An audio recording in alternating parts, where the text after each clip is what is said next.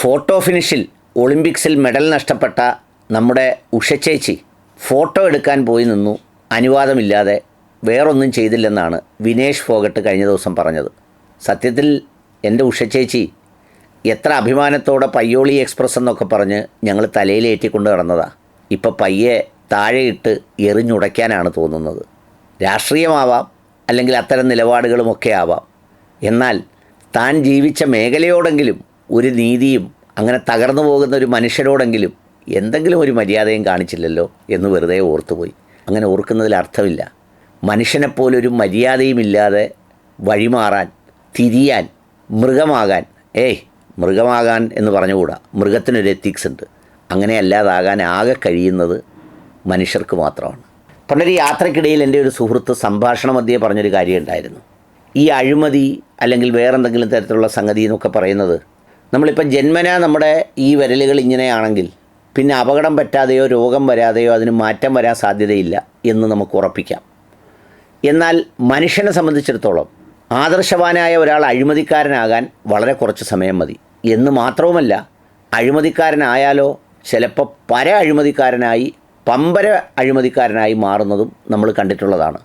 നട്ടലുള്ളവൻ നാറിയാൽ പരമനാറിയാണെന്ന cinema ഡയലോഗിനെ അനുസ്മരിക്കും വിധം അങ്ങനെയാണ് പല മനുഷ്യരിലും.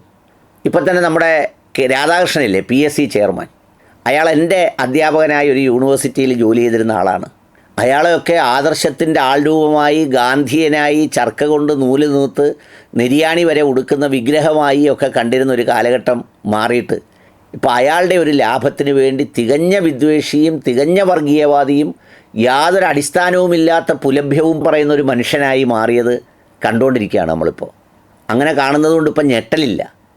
പക്ഷേ പയ്യോളി എക്സ്പ്രസ് എന്നൊക്കെ പറഞ്ഞ് നമ്മൾ ചെറിയ പ്രായം മുതൽ പാഠപുസ്തകം വായിക്കുന്ന കാലം മുതൽ PT ഉഷയ്ക്ക് എന്ത് സംഭവിച്ചു, PT ഉഷയ്ക്ക് എന്ത് സംഭവിച്ചു എന്നറിയാൻ നമ്മളെ അനുവദിക്കാത്ത വീടുകളിൽ പോലും പോയിരുന്ന് TV ഓണാക്കി കണ്ടുകൊണ്ടിരുന്ന നമ്മുടെ മുന്നിൽ ഇങ്ങനെ ചീഞ്ഞ് നാറുന്നത് കാണുമ്പോൾ വലിയ വിഷമമുണ്ട്.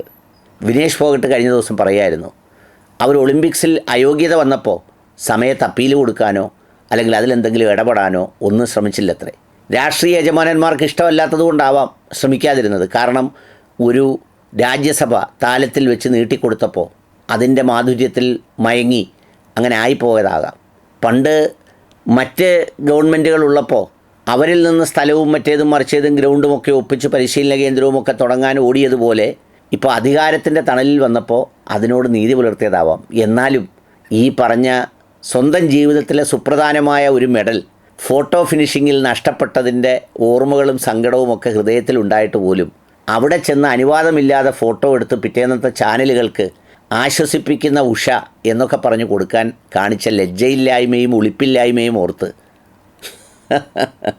ഖേദിക്കുന്നു, ലജ്ജിക്കുന്നു, അത്രമാത്രം.